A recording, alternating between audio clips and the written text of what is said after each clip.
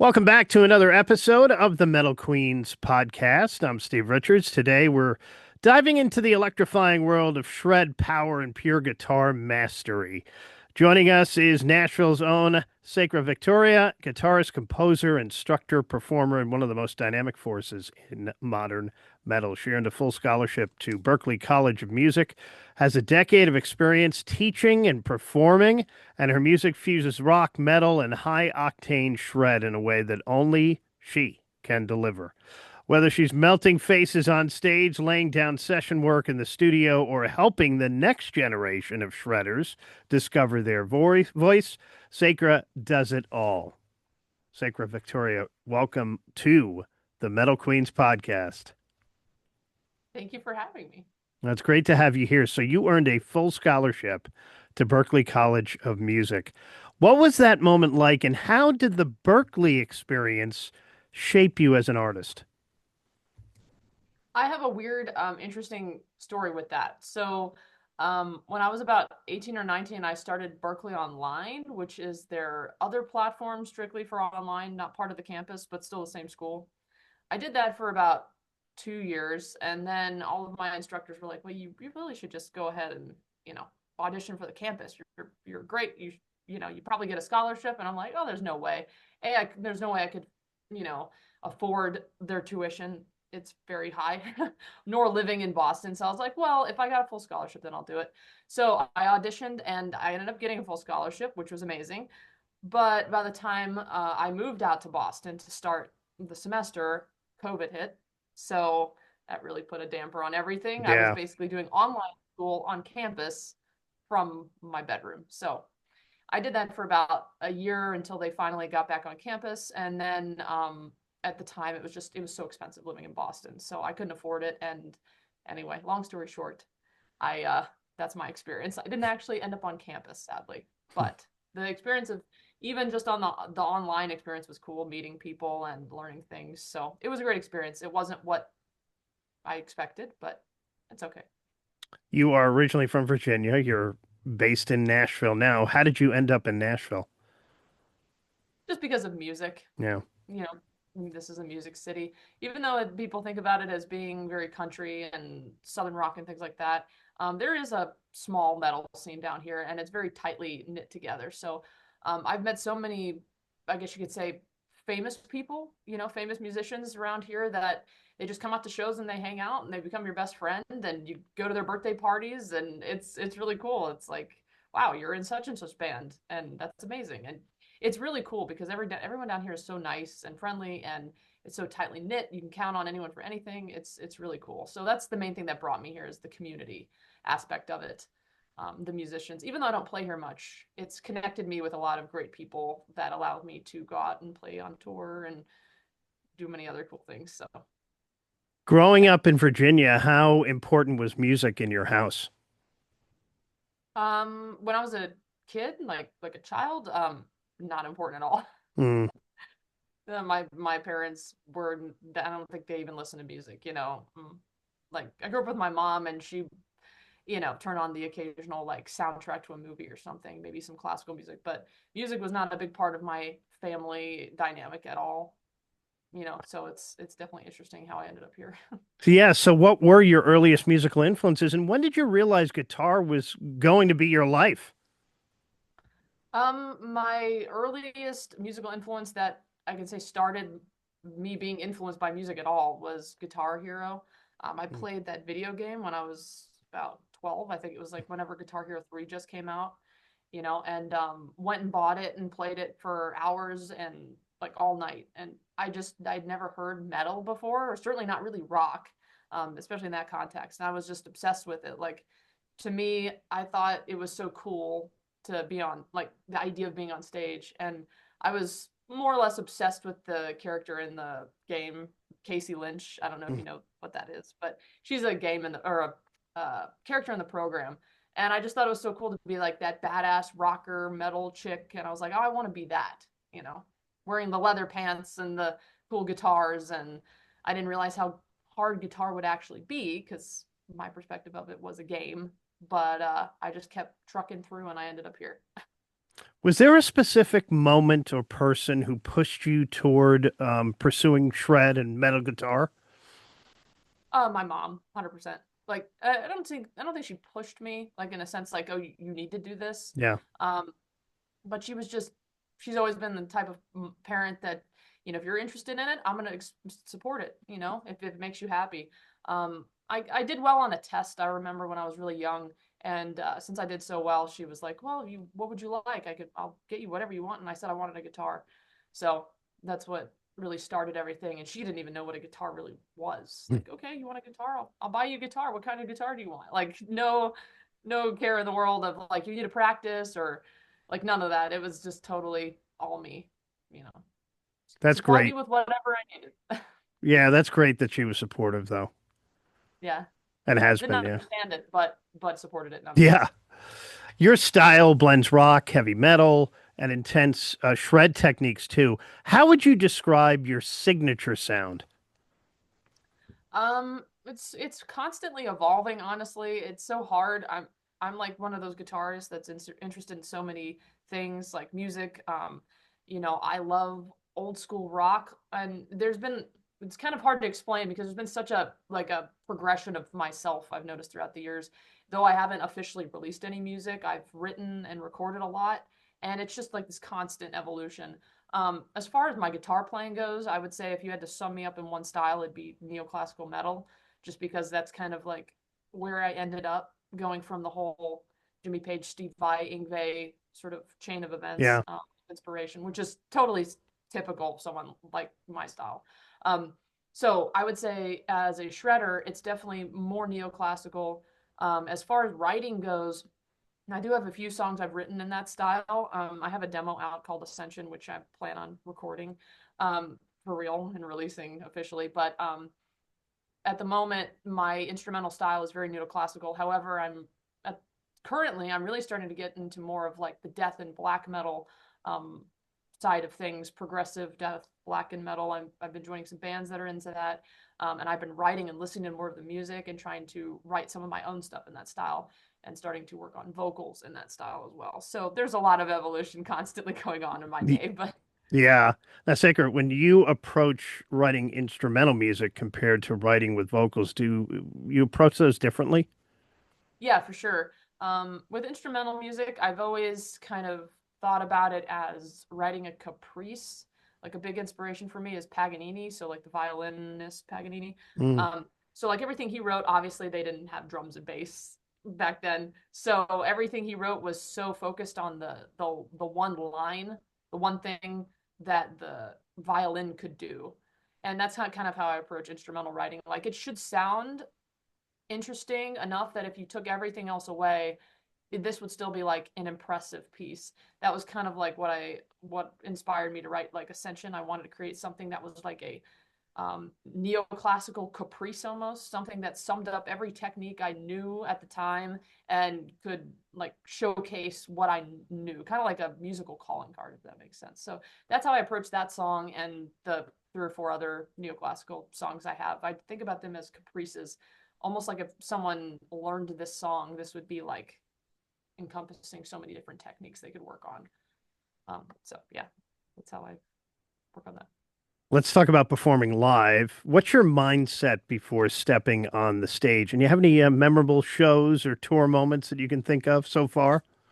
Um, Memorable. I mean, they've all been memorable in their own way. They all have their great moments and they all have their very stressful moments. So, um, memorable. I would say it was very cool to open for Rotting Christ when I played with Area 51 in Mexico City. That was a very cool experience. I had never been out of the country before. Well, I've been to Europe, but not to Mexico. So that was very cool.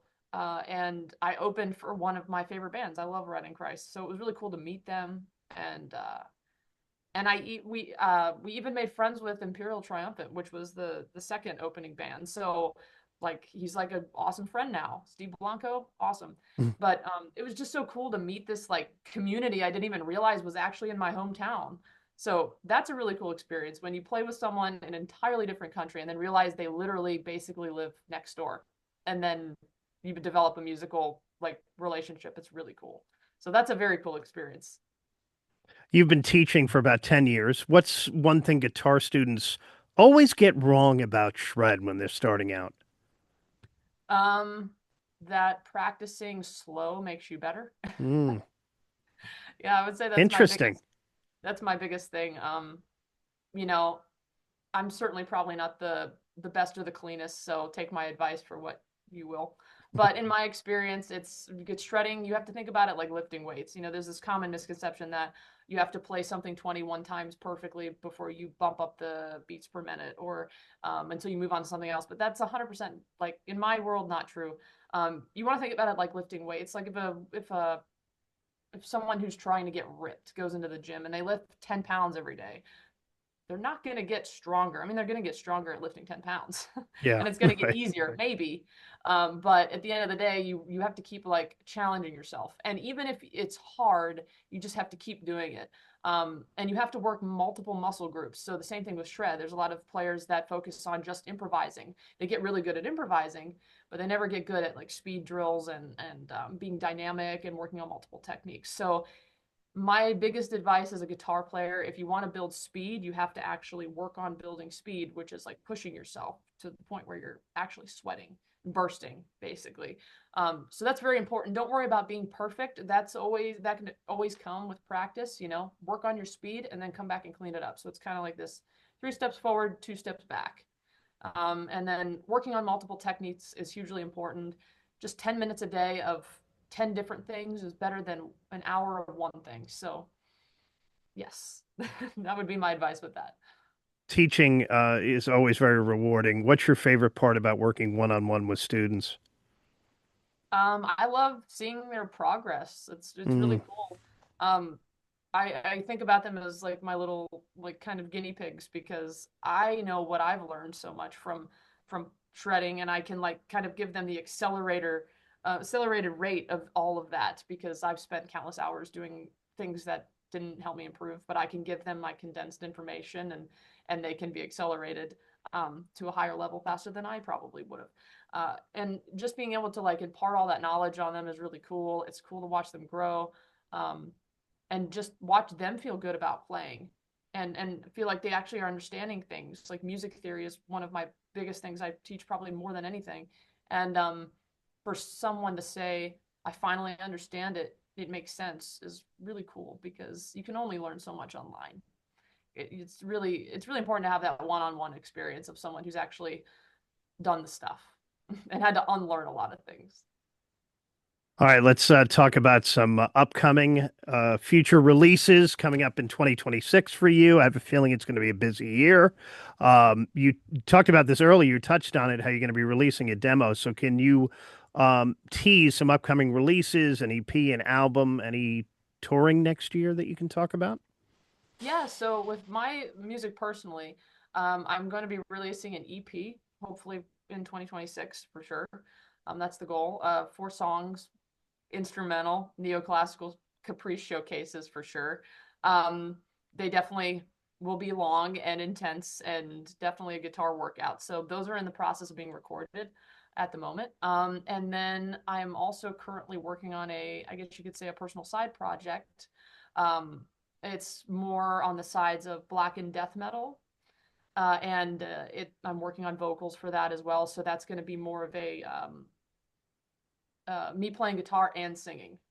So not instrumental, not so much neoclassical, even though I'm sure a lot of that's going to peek through, but more darker death and black and metal.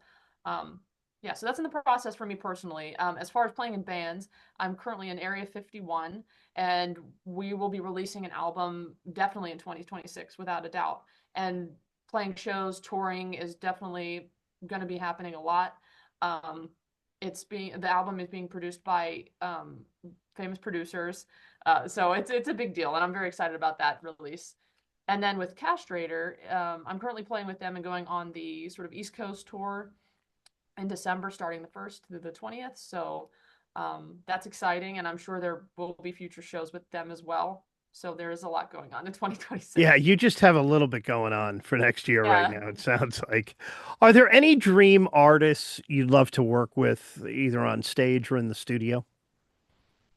Ooh, work with. You mean musically or playing with them as a hired gun? Actually, both. Yeah. Oh, that's so hard to say. I'd love to play with so many people. Um, I love Top to play two. all styles. Top two that Top come to two. mind. Um, so hard to say. I love so many bands. It would be great to collaborate with, I mean, Yngwie, because he's, just a god in that world of neoclassical metal. Yeah. Even though people don't really seem to do many collaborations, so, but he's a huge inspiration to me. Um, I I love playing anything death metal, so like anything black and death metal, anything neoclassical. I'm willing to collaborate with literally anyone, to be honest. Anything in that genre, even if it's something new, I probably end up loving it. So I can't really say top two. It's so hard. There's so many great bands out there, To narrow it down. you know. What are you listening to now? What do you listen to? What's your guilty pleasure?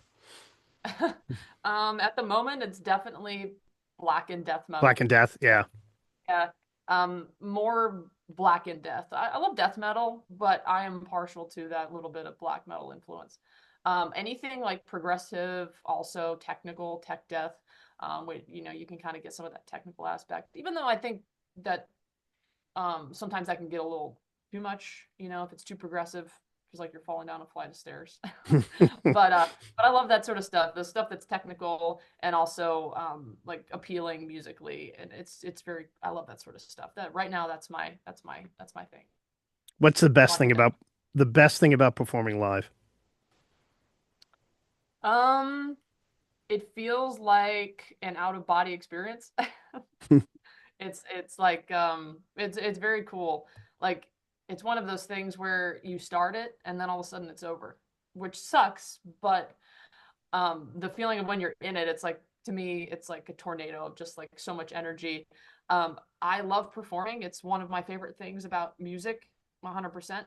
Um, I just love it. I love the interaction with the audience and the crowd, and like when people get into it, that's amazing.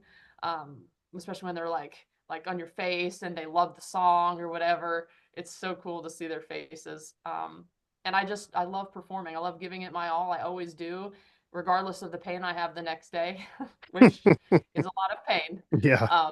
Bruises and neck pain and uncomfortableness in every possible way, but it's worth it. I love the feeling. It's just you can't really describe it. It's just like a high, but like you're floating. It's so powerful feeling. It's electric. A natural high. Yes. Oh, yes, for sure. Yeah. Yeah. it's it's a great feeling. Now, comparing live performing to the studio, do you prefer the studio controlled environment compared to performing live? Oh, for sure. No, I love performing live. It's like taking the chains off of a tiger. Mm. It's just like, you know, um, recording in the studio is honestly a horrible experience. It's even if you go into a studio and or even if you're working at home, like a lot of times, I think I've only been in the studio to record a handful of times. Some of it was personal, some of it was for other people. But sitting at home is definitely a better experience because you can work on it on your own time and slowly chip away and make it perfect. And it doesn't cost anything, which is nice. But the recording process is torture, to be completely like honest. It's it's like it's just painstaking. So yes, no, I love performing way more than recording. But it's both sides of the spectrum, you take the good with the annoying. Yeah. But it's also there also is this feeling of like just similar to when you're performing, when you finish something and you record something and it's amazing, that's also a great feeling. Yeah. So, you know, the process isn't great, just like practicing guitar sometimes can't be a great process. But once you reach that goal, that's the feeling that makes everything else worth it. So, Yeah, and you have a lot of recording coming up next year. A lot of new music coming from Sacra Victoria. Watch for tour dates too with the band she's performing in. Of course, she's got December tour dates coming up. She's one of the most versatile and electrifying musicians, tearing up the scene today, whether she's shredding on stage, lending her skills to a session, or helping a new generation find their voice. Sacra proves every day why she's a true metal queen. Sacra, thank you so much for joining me here. Hope to see you on the road soon. Make sure you follow her on social, support her work. And of course, if you ever get the chance, catch one of her live shows. And thank you for joining me. Yeah, thank you for having me. And this is the Metal Queens podcast. Thank you for watching. Like it, share it, subscribe to it, write a review. I will talk to you again next time. I'm Steve Richards.